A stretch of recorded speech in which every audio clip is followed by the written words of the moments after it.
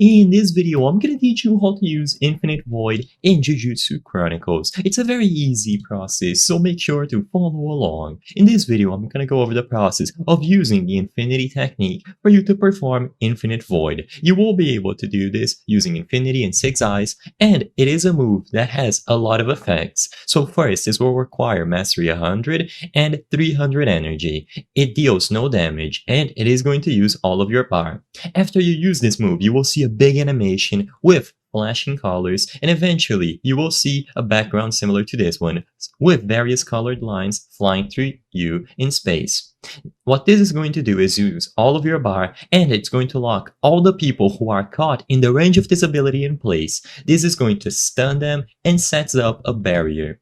And by doing this, you will be able to attack them as much as you wish. So, to use this technique, all that you have to do is register it within your skills, and as long as you met all of the requirements like I mentioned, which are going to be 300 energy and 100 mastery, you will be able to use Infinite Void by pressing the respective button that you set it up to on your skill bar. So, like I said, to use this technique, you will be able to use it by using Infinity and 6 Eyes, and there are plenty of other ones to explore, like Warp, Akka, Counter Akka, Murasaki, and so on. But for the focus of this video, I'm going to be talking about Infinite Void. And like I said, this is a nice opportunity to set up stuns so you can attack a lot of opponents at once, because the range is quite big.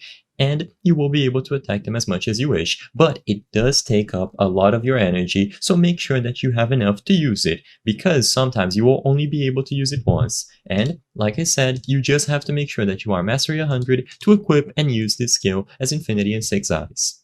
I hope I was able to help you on how to use Infinite Void in Jujutsu Chronicles. If this video helped you, please be sure to leave a like and subscribe for more very easy tips. Thank you for watching.